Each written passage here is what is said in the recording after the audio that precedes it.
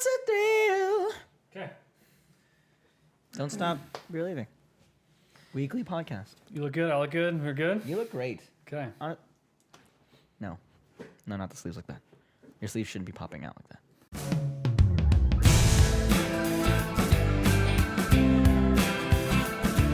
Let's just go. Okay. Ready? I am. Okay. Welcome, Beerlievers. This is the first ever episode of the Don't Stop Beerlieving podcast. I'm Chris. That's Michael. We got a great episode for you guys today. This is the launch of the podcast. We're super pumped for it. It's kind of the brainchild of something that Mike and I have been working on together, and we're excited to bring it to you. So we'll talk about what this is and you know, all the different topics we have previously planned, but to give you an idea about what this really is, why we started this, and what our vision is for it. Mike, do you want to just give maybe a brief synopsis of that and explain what the vision for the podcast is? Right, sure. So I'm very much, a brewing industry novice, but I do want to learn more about it. I started brewing for, working for Manor Hill this year, and I really realized that this is what I want to be doing. As such, I've been learning more about the industry, taking exams. I actually just took the cicerone exam last month, actually. And for those of you who don't know, cicerone is a title given to beer industry professionals that learn, kind of tidbits about each segment of beer, kind of like what a sommelier would be for wine. So I just want to take you along on my journey learning about beer. And if you are all interested, if you're beer drinkers that want to learn more about the industry, want to learn more about what you're drinking, or want to kind of delve out into other things that aren't just big beer, this is the podcast for you. Totally, yeah. And I think as well, from my perspective, I am not in the beer industry. I don't know pretty much anything about beer besides that it tastes good. And I'm coming at it from a different perspective, right? I'm the average consumer. Mm-hmm. And so kind of bringing those two brains together, seeing what we might be able to talk about, and through that, maybe breaking through some of the stigma that is associated with the beer industry, because it's unfortunately a little bit exclusive, I think, at times, and has a certain stigma or maybe stereotype associated with it. And so breaking that down, stripping it down, and then opening up the wide, spectrum of what beer can be, I think is a really cool thing, right, and something that you want to show through your journey as well. Oh, exactly. And I'm glad you brought that up, is that there is a built-in stigma, and unfortunately, to the brewing industry. People think of it as just a maybe blue-collar job. Yeah. Beer is a normal good. People always want it. So because it's so wanted, it's not necessarily a specialized industry. Some people think that anyone and everyone can brew beer. So people look down on brewers, unfortunately. But yes, I do want to break down these barriers, introduce maybe some fun topics and some cool nuances that are happening behind the scenes. So. Mm-hmm. Yeah, totally. And you touched on this a second ago, but why don't you start with just maybe explaining who you are, what you do, why you got into the beer industry in the first place, and give some background on who Michael is. Sure. So, not versed in the beer industry at all until this year. Really wanted to learn about it. I believe that beer, everyone knows alcohol really breaks down barriers. It brings people together. And I saw that in one of my first brewery visits with my sister. We went to a brewery in Virginia where they had communal tables and families. It was a very family-friendly event, brewery, and you had people just getting to know each other over a pint. And I think that's great. And especially with our generation where we are so gung-ho about our own passions, we forget to, talk to other people and learn about other walks of life. A shared pint can do that. Yeah. Everyone will go to a brewery, and if you turn to the person next to you and just begin a conversation, it's amazing what you'll learn. It's amazing what you'll want to experience, and so that's what I believe the industry can be doing, and that's why I'm so passionate about it.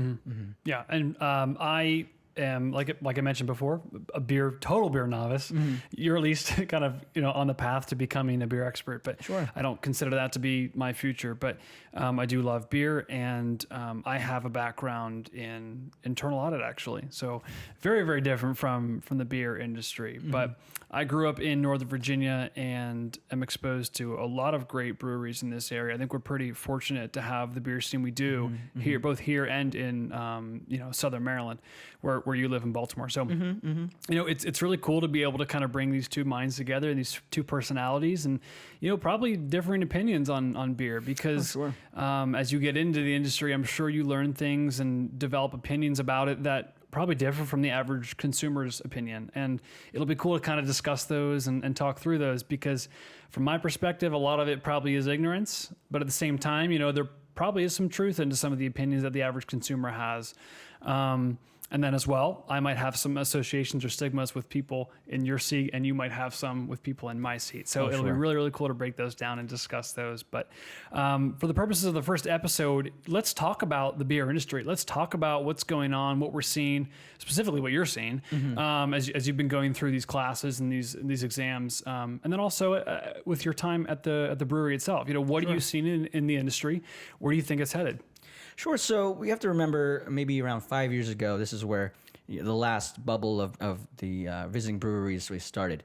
It started with the rise of the IPA. A lot of people were falling in love with hops. People were gunning for not just pale ales, but IPAs, double dry hopped IPAs, even triple IPAs, pushing the IBUs well beyond some, you know, perceivable taste, which is really interesting. Triple IPAs? Oh yeah, it's intense. Dare I? Not my thing anymore. My tongue tends to get a little fuzzy after a couple sips of those. They're aggressive. And back in 2014, it was very much, you know, going after that American West Coast IPA style, trying to push those IBUs, international bittering units, to unheard of numbers. You have to remember back in, you know, the 80s when we had Sierra Nevada and Goose Island, you know, breweries like that kicking off. They were pioneers for this movement, and they had pale ales that were like the Sierra Nevada Pale Ale, the pioneer pale ale for that that style was only at 37, 38, 39 IBUs, and people thought it was insane. And now we have beers that are above 100, which is above perceivable bitterness at that point.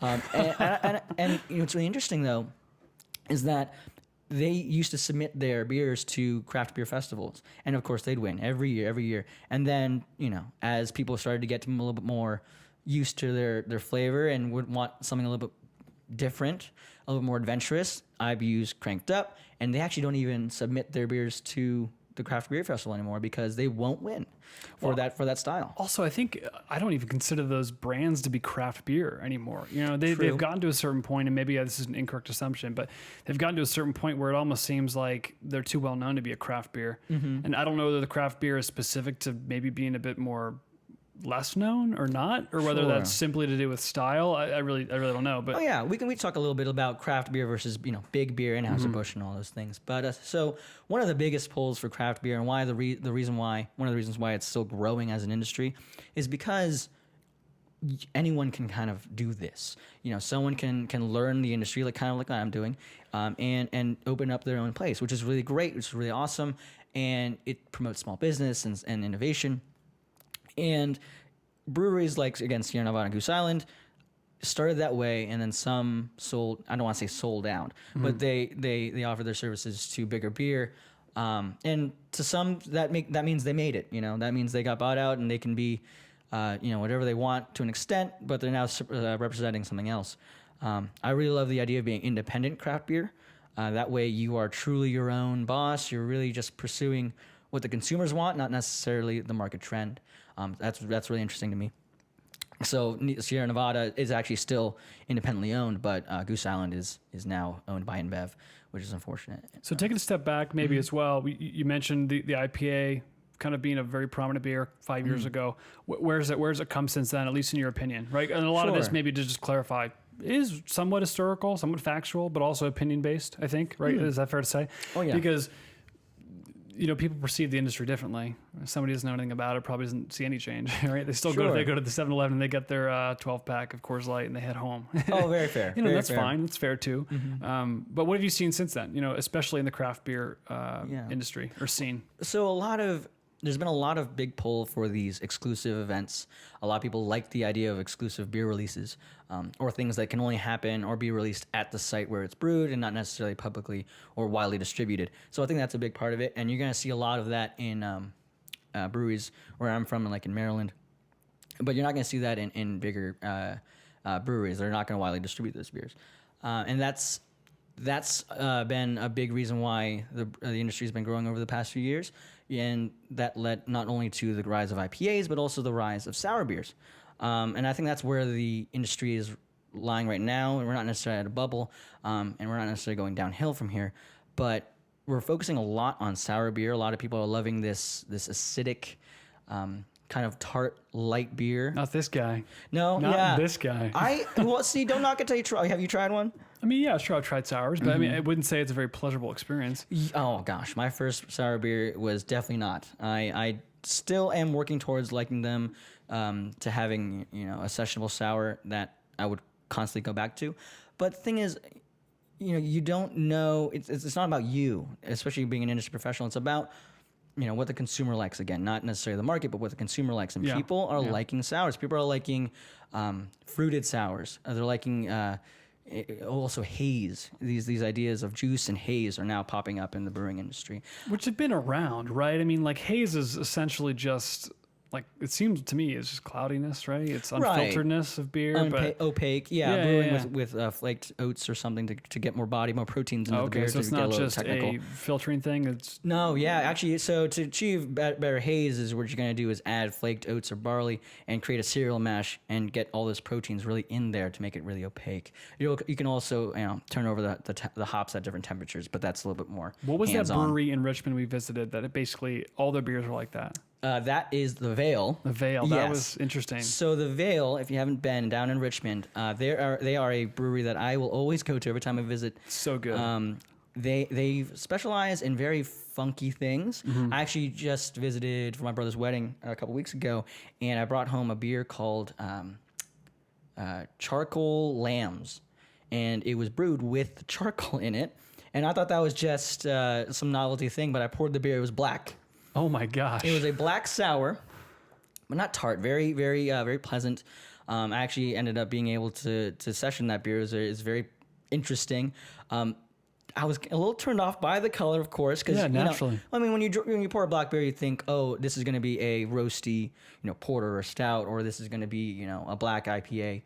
No, this was just very citrusy. A black, yeah. It had some fresh notes to it, some very fresh, what you expect in a sour beer notes. So again, though, they focus on a lot of like juice, haze, and that I think is also a thing that we're going to be seeing a lot is walking away from West Coast style, which is just pushing the hop bitterness and looking forward to those just stone hop flavors, and now towards the fruited hops or the East Coast style IPA, actually the New England style IPA, if you will, which are honestly to me like drinking orange juice sometimes. Yeah, Totally. This is obviously from the perspective of the brewer. You see this with maybe the stuff you've done as well. This influences what you decide to make in your home brewing. At Manor Hill, I'm sure you see the wheels turning behind the scenes as far as what they think is going to do well next season, this coming season. But from the consumer's perspective, let's think about, what's the perception from you guys to somebody like me? Like, sure, there's this almost internal culture as far as maybe the breweries kind of outdoing each other, trying different things, kind of competing, right? But is that always 100% geared to what people actually want? Or is it maybe a little bit of like, we're going to one-up this brewery down the road because they tried this, and we're going to try this because it's just a little bit weirder. Like, is that ever a thing? Because honestly, I know so many people who drink beer. I know very few who drink beer to the level that you do, or the level that I think a craft brewery brews your beer at, if that makes sense. No, sure. And I think that goes back to these exclusive can drops and limited edition things, is that people will want to go to these breweries so that they can try the things that are kind of funky, because the breweries are going to widely distribute their seasonals and their flagships so that they can have recognition. But if you go to the actual brewery, they'll have some weird things going on. I remember a couple years ago, I went to Flying Dog in Frederick. Oh, yeah. And they have some really novelty things going on. And of course, they throw them on there just to bring people in the door. Sometimes they'll keep them going and then bring them back, or sometimes they realize, that's not the best. One of those was their salt and pepper beer. Oh, gosh. Yeah. So imagine drinking a beer that was meant to taste like just the seasoning. It was very interesting. Like, It was explain that salty. to me. Like, explain the purpose of that to me, because where I see a very, very good entrepreneurial spirit in a lot of beer making, that just does not make sense to me. It doesn't seem like it's a good like business decision. It doesn't seem like it's a good economical decision, and I don't understand where they're getting the market research to tell them that people want to drink that. Sure. So you got to remember, beer is made up of 4 components: water, barley or grains, yeast, and hops. Okay. You play around with those ingredients, you get different types of beers. But a lot of hops are actually proprietary, so they can't brew with every single hop, and there's over 170 varieties of hop these days.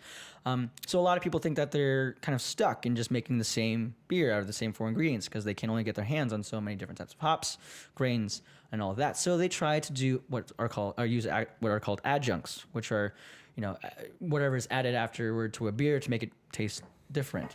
So a lot of people will use fruit.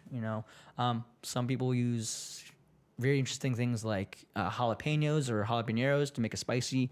I just had a chipotle stout that was very interesting because you got the sweet and then the spice, and the malt backbone really takes it back. Very interesting. But then you have other things that are not so interesting. Yeah.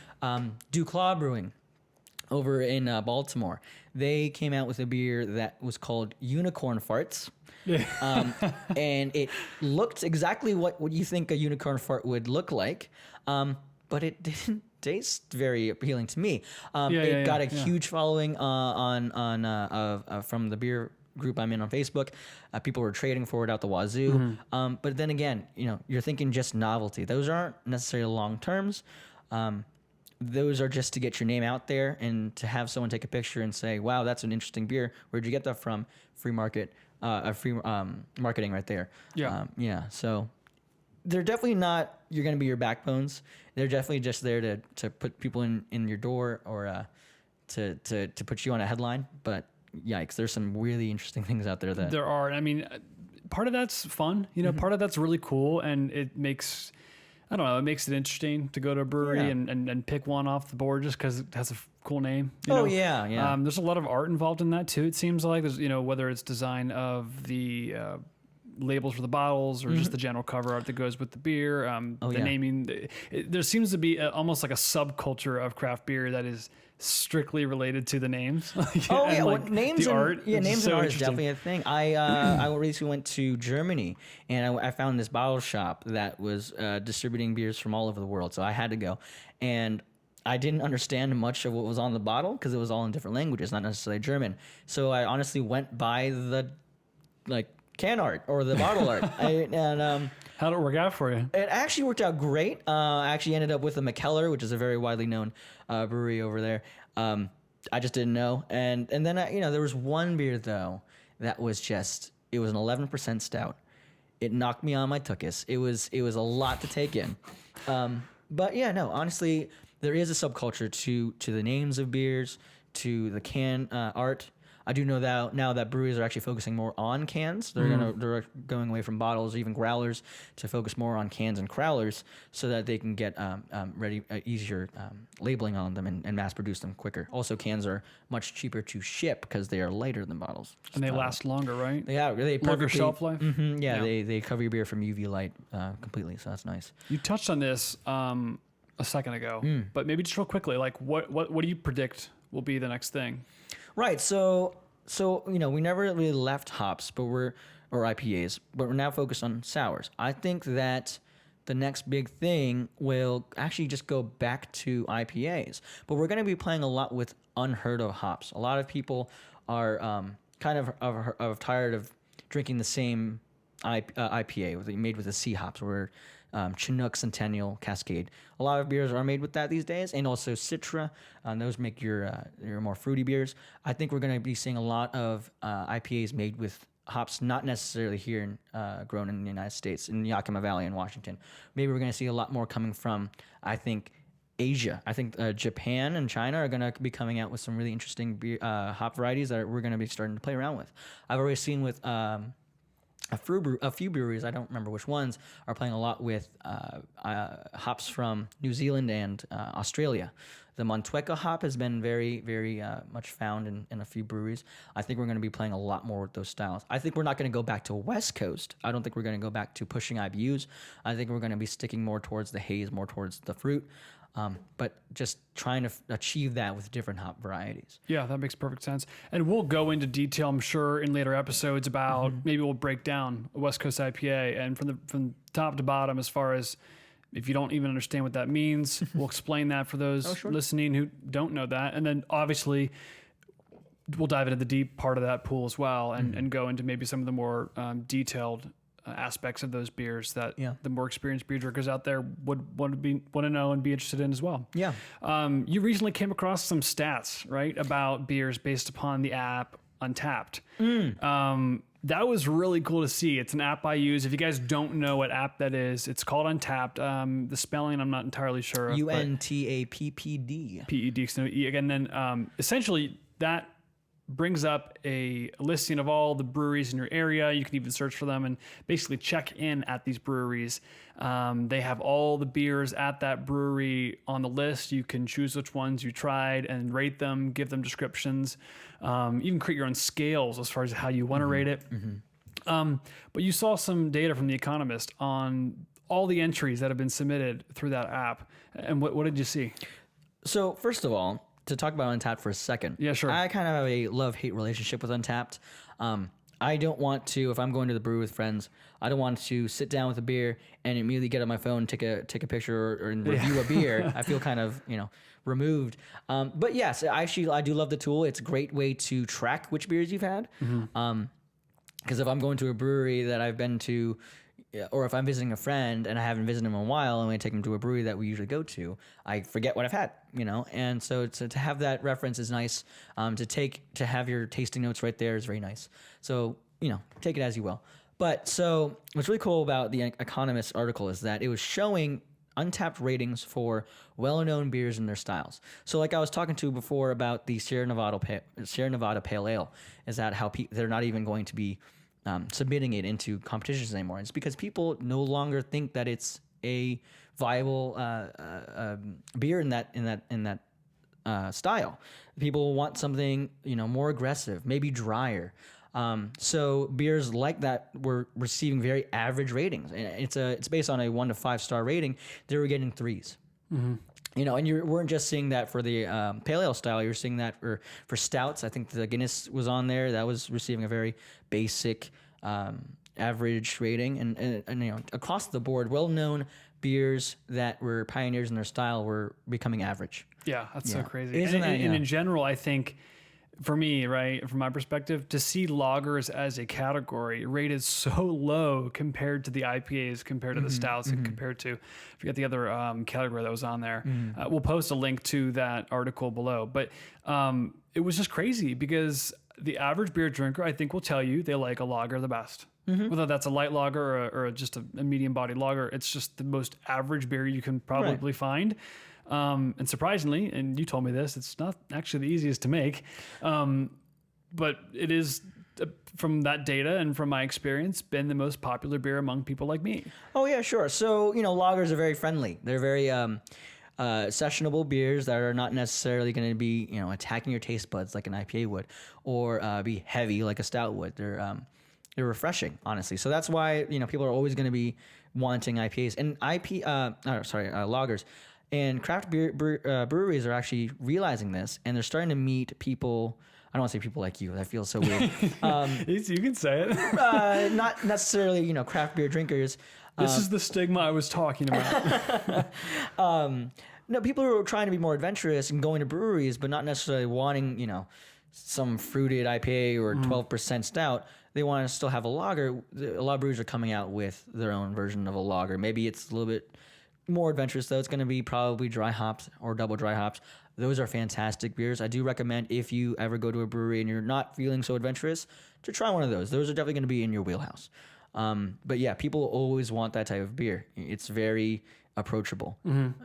So yeah, it was just crazy to see. And I'm sure that will change, and that's obviously just one source. There's probably other studies out there, other data, but just from a snapshot of an app snapshot of an app that a lot of people use.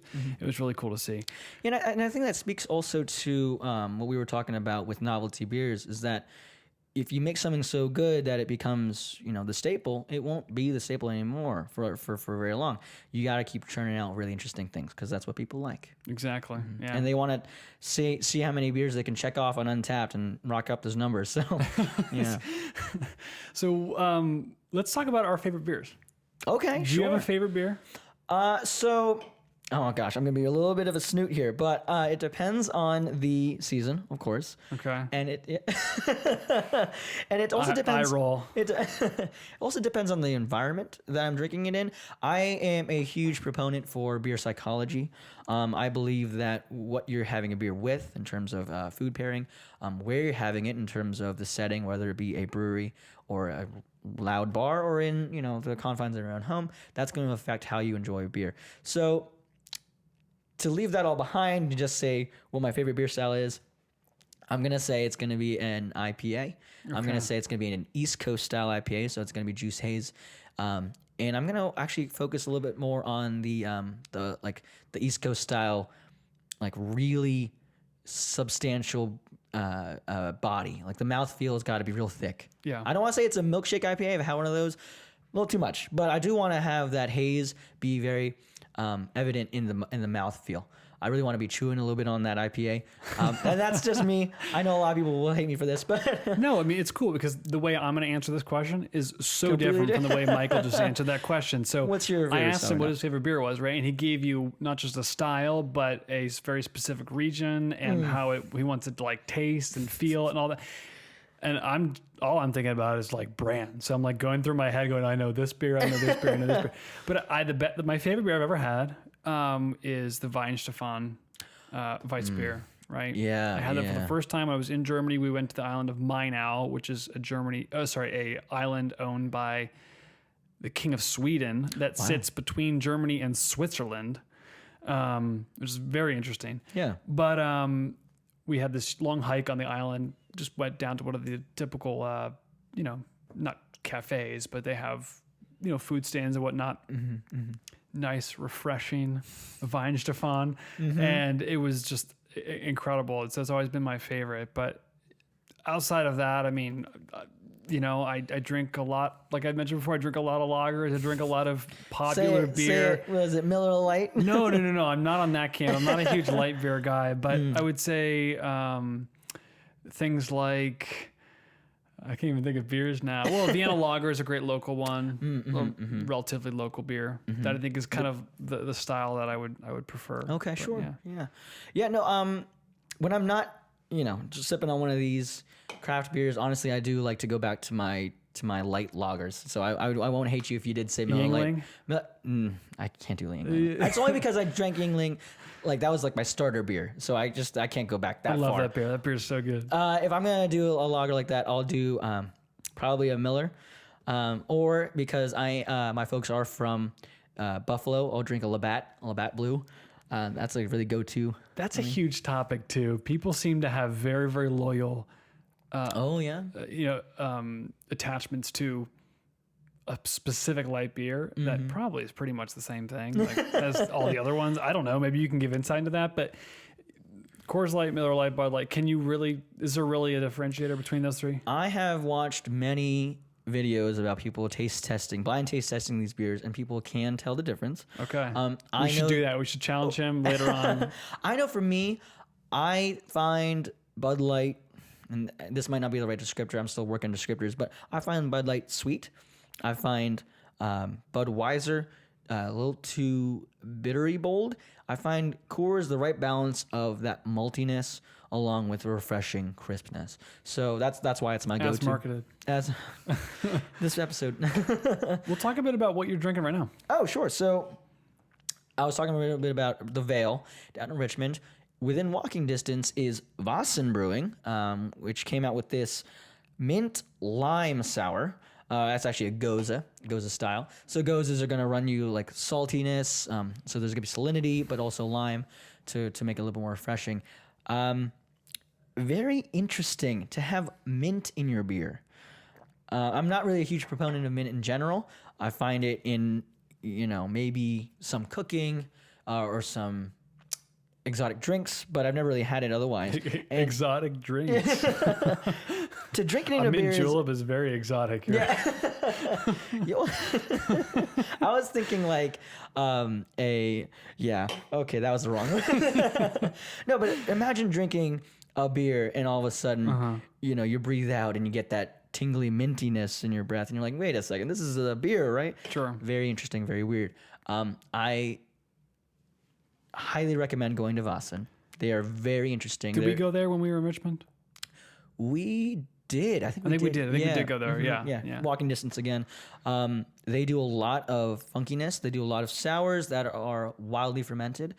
So what that means is they're going to take, they're probably going to put this in wooden barrels that have exposure to yeast and other living organisms that will help sour the beer naturally, not like kettle sours that will just be adding acetic acid or other acids to make it tart. So you're going to find a little bit, instead of just acidity, you're going to find some funkiness to it. Some like what we would call is farmhouse or horse blanket, if that makes any sense to you. No, it makes zero sense to me, but we'll once you touch have it in on your that. mouth, you'll know. We'll do a live tasting. You'll understand what these words mean. Yeah, I mean, a lot to learn. So I think maybe what we can do now is end the podcast with a challenge to people for the next episode. This is something that we're going to try to do every time is put out a challenge to the listeners and the viewers to maybe do something they haven't typically done with a certain style, which we will then feature on the next episode and talk about. And before you jump into what that challenge is going to be, additionally, I just want to say that we have some awesome segments planned as well, and we're kind of getting those in the works. We definitely wanted this to be an introductory episode to learn a bit about what we're doing, why we're doing it, and give specifically Michael's perspective on the industry and where it's headed. But obviously we'll go way more into depth with a lot of styles and a lot of different, even local breweries and beers, and we'll have some fun segments too that hopefully you guys will get involved in. But it'll be fun for us, definitely. Oh yeah, specifically it'll be fun for you, the ones I have in mind. But right. What's the challenge going to be for next week? Sure. So I was thinking about this a lot, and a lot of people, when they hear the word stout, they'll think big beer. They'll think, some roasty 8+% beer that they don't want to have if they're about to go to bed or about to go on a drive home, because they think it's just going to knock them on their socks. So what's really funny is that those people probably don't drink a lot of Guinness because, Guinness is dry, the body is thin, it's a very sessionable beer, you can keep having it. I want you guys to go out there and don't have Guinness, but find yourself a sessionable stout. They're definitely out there that's going to change your mind about stouts. Do you have any specific recommendation as far as? I don't, but what I do like in my stout is a creaminess to it. So I find a cream stout maybe, or something that's brewed with vanilla or cocoa nibs. I also like the oatmeal stouts. They have a nice body to them that's not necessarily heavy. But find something that you see that has a flavor that you might like. Try it. I really want to hear your notes. We'll be. I'm writing it down. I got to take my notes. Got to come back because we'll pop one here on the next episode. We'll do a live taste test and we'll show you what a sessionable stout would look like. Yeah. Great. So definitely go out and do that. With that in mind, thanks for joining, Beer Leavers. This has been the Don't Stop Beerlieving podcast. Be sure to give us a subscription down below. Press that subscribe button. Ring the bell for notifications about future episodes. And don't forget to like Don't Stop Beerlieving on Instagram, like us on Facebook, and give us a 5-star review on iTunes. We'll see you next week.